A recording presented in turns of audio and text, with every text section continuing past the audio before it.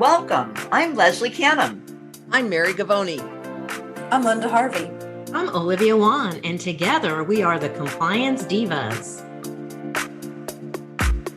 Welcome to the Compliance Divas podcast. My name is Olivia Wan, and I'll be your moderator with this episode. Today we're talking about important considerations for your Christmas office party and bonus. We've received support calls on this topic and thought it would be timely for our audience. Questions such as these come up at this time of year that relate to whether or not an employee is getting a bonus, whether they're going to be paid for the week between Christmas and New Year's if the office chooses to shut down, and whether or not to serve alcohol during a Christmas party. As the Compliance Divas, we bring clarity and simplicity to compliance by navigating regulatory compliance to keep you on course. Please subscribe to the Compliance Divas podcast through your favorite podcast channel or on our website, thecompliancedivas.com. Any resources that we mentioned during the episode can be found on the Compliance Divas website. Please submit your questions to support@thecompliancedivas.com. And we also appreciate a review. So when you're listening to the podcast, just scroll down and give us a review. So let's get started. I'd like to start with our diva, Mary, and get some input from her about her thoughts on serving alcohol at a Christmas party. Mary, I'm going to pass the mic to you. Thanks, Olivia. Well, I will say nobody likes a party more than I do, and especially with adult beverages. But there are issues that certainly can arise because we know that the more alcohol we consume, we might become less of an adult or making good choices. So number one would be, where is the party going to be? Is it going to be at a restaurant? Is it going to be at somebody's home? Is it going to be at the office? And then you make a decision, are you going to be served from the bar at a restaurant? Or is the doctor perhaps opening up his or her home for the party and serving alcohol, or are we going to do it at the office? In the case of doing it at the office and at a doctor's home or even a team member's home, there, of course, then is the personal liability that someone has from serving alcohol and not perhaps having some safeguards for too much consumption, and or how are people going to get safely home? If you're at a restaurant, that liability falls primarily on the restaurant owner, but of course an employer could have some liability there as well. But the other things that come to mind are what could happen, what potentially can happen if people do have too much to drink. Sometimes people exhibit inappropriate behavior. There might be some sexual harassment, or sometimes people will say things that they might not normally say, and personal relationships can get injured. But the real issue is, what kind of provisions do we have to make sure people get safely home? Are you going to have a taxi? You're going to have a designated driver? Are you going to take away people's car keys? We're going to call a ride service to get people home. Those are the thoughts that go through my mind, that, if people are responsible and have a drink or two in moderation, cool. But sometimes the holidays just bring out that desire to drink more than we should. So Olivia, with your legal brain, I'd love to hear your version of whether we should do this or not. Well, Mary, I agree with you that there's a potential for liability. So when dentists are planning these parties, or office managers are planning these parties, look at the liability, and you make several good points. There are multiple layers of complexity. I like the idea of, if they're having a party that is at a venue, to consider employing a professional bartender, because they have special training to cut people off they're licensed, they're insured, and that helps with some of this liability because they're trained to spot the signs of someone overindulging. Another thing that we've learned from conferences that we mutually attend is they just give you 2 drink tickets. That's it. Maybe 1 or 2 drink tickets and you're done.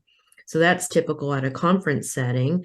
I've worked with a client that actually arranges transportation for his work sponsored events when he serves alcohol. Or to make it simple, he may opt to just not serve hard alcohol and limit the choices to beer and wine. Or if the party is during the week, just make some mocktails. I've seen some recipes for mocktails that look beautiful, they're festive, they're enjoyable, and it helps minimize that risk for an employer-sponsored event for someone getting hurt or driving under the influence. So these are some important things to think about, and I appreciate your input, Mary. And you want to add to that?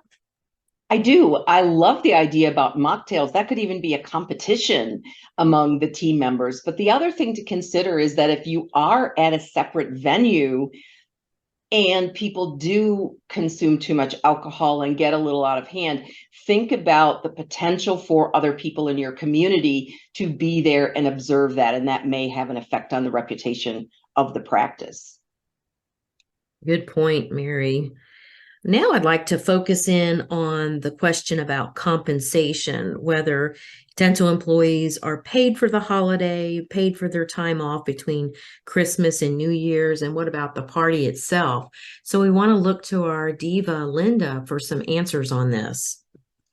Olivia, this is such a timely topic, and then figuratively and literally here at the end of the year. So I'm glad that we're discussing it today. Compensation is a big question. It's a big concern, let's face it, for team members, because here we are coming up to the holidays, beginning of the year, and many offices will close a certain amount of time between Christmas and New Year, depending on how the holidays fall. And the team members want to plan their finances accordingly, whether they're shopping for Christmas or taking a trip or want to take a vacation themselves during the holidays. It's the perfect thing to talk about. So one thing about holiday pay, think if they're mandatory to attend, if an office makes it mandatory to attend the party, then that must be paid. So it's in the office's best interest and the doctors to just a voluntary social event. And I love the idea of the mocktail, so that way you can keep it kind of light and fun. And if it happens during work hours, you're going to do it over an extended lunch period, for example, then it definitely is paid time. And it's paid time if it's mandatory. So sometimes then the best option becomes, Olivia, offering it on a weekend, a Saturday evening, afternoon, Friday evening, or maybe just a Friday lunch if that's the day that the office doesn't work. There are plenty of ways that you can celebrate the holidays and the end of the year with your team, and just also fulfillment of how do we do this year? We're celebrating your goals, we're celebrating the beginning of a new year. So it can happen anytime that they want. It doesn't have to be on a Saturday night where everybody's thinking about, we're going to party hardy, because that's not the influencing the approach that you want to take. And then when it comes to time off, as far as leave time, a lot of that, Olivia, is going to depend on the office policies and procedures, what's in their employee handbook. So if the office is shut down during that time frame, the policies, depending upon whether it's mandatory for the team members to take, say, their PTO, or whether it can just be unpaid time. Team members need to be able to plan for that, because if they have to take their PTO at an unexpected time versus when they want to or when they need to, that can sort of dampen the spirit of closing out the holiday season and the current year, getting ready to ring in a new year. It can really dampen that spirit and the relationship with the practice. So this is something that I would advise, Olivia, that the doctors be sure that they address this proactively, as you and Mary have been speaking about, and have it written in a written policy.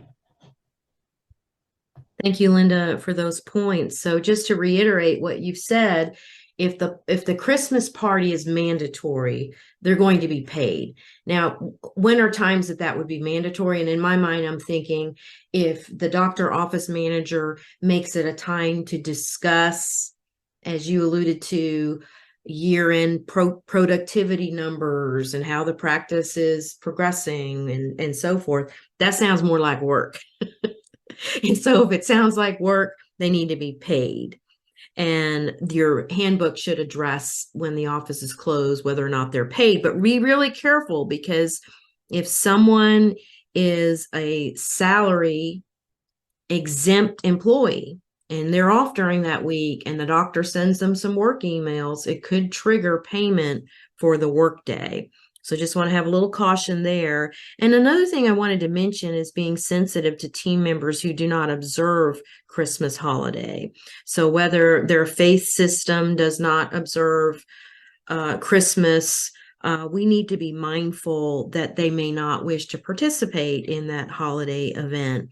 And if you have those that do not celebrate Christmas, make sure that that holiday party is voluntary. And the whole goal of the holiday season is to bring joy and happiness and health to everyone. So we want to focus on these areas. So I appreciate that information about compensation. Do you want to chime in, Mary, with some thoughts? I do. Thank you so much, Olivia, for bringing that up about people who may not observe the Christian Christmas holiday.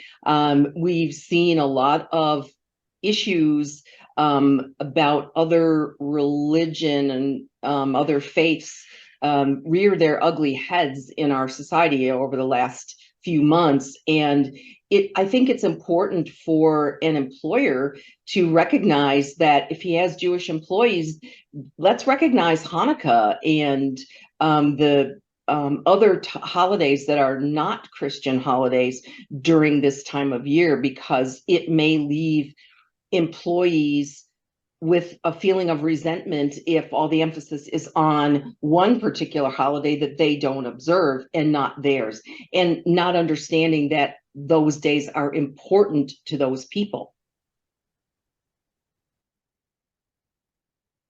Good points, Mary. I appreciate that extra information. Our diva Leslie could not be here with us on this episode, but she was going to talk a little bit about Christmas bonuses, and I thought I would share some information in her place. For one thing, when we look to the Bureau of Labor Statistics and we survey employers with less than 100 employees, which is typical for us to work with, only 14% of this size of employer actually provides a year-end bonus, and only 9% provide a holiday bonus. And I was surprised at those numbers, because when we look to the dental profession, it is very typical for our clients to provide a holiday bonus or a year-end bonus. So I just wanted to establish that if you do receive a bonus from your employer, please thank them, because they're sharing something that they are not required to do. Now, the bonus is subject to tax, so we have to be aware of that. And also, if the bonus system is not set up correctly, if it's set up like a year-end bonus, it could actually be harmful to the practice. So please consult with your practice management consultant or your CPA or tax professional on how to set this up properly. And also, you may want to talk to your team, getting back to the Christmas party thing. If you're accustomed to putting on elaborate parties, some people don't even want to go to a party because we're all so busy. The days are short. There's lots of parties and family events to go to. Maybe the employees would rather have the money than spending it on a holiday party at a venue. So talk to your team and get their input, because they may just prefer to have the money divided among them than spending it on a party or an event. What are your thoughts, Linda? Olivia, it's interesting that you mentioned that, because I've experienced that both of those scenarios with two different clients. One is a client that decided they would do their holiday party earlier in November, so that way the team members have all of December to do whatever they want with family and friends and different parties, because there's different association groups. There might be a church group, a school group, neighborhood group, all other things that are happening. So that way they don't miss out on those things that are important to the team members as well. And we just, they've done so many creative things. So I think it's just really interesting to think about those. So I want to circle back to something you and Mary Lynch mentioned earlier as well, and that is just promotion of the event. How are you setting the stage? What kind of language are you using? And I used the phrase party hardy when we were talking earlier, and you want to make sure that that's not the phrase and the phraseology. Let's get loose, let's party, because then you're setting the tone for people that will want to drink and want to party. And that's not the demeanor of the professional conduct and code that you have in your practice. And I have seen offices have trouble with this, where somebody had one drink too many, and maybe it was only the 2 drinks that they had. And then, with the saying about loose lips sinking ships, they might not have been speaking negatively or creating a ruckus in front of their team members, but just how they respond to one another can set off somebody's emotions. They might be unintentionally rude because they've had a little bit too much to drink. And something can happen that can just really change the whole office dynamic so quickly when there's a lot of alcohol. And sometimes for some people, it doesn't take very much. So just little things to be mindful of. This is a great topic, Olivia. Thanks for those added comments. So just in summary of this episode, if you're serving alcohol, think about the potential for liability there and whether you should just go with mocktails as we discussed, or drink tickets, or using a professional bartender, or not serving it at all. We also talked about compensation to make sure we've defined in our handbooks about the period between Christmas and New Year's, whether or not employees are paid. Also, if it's a mandatory party, that employees are paid. And the discussion as well about a Christmas bonus or year-end bonus.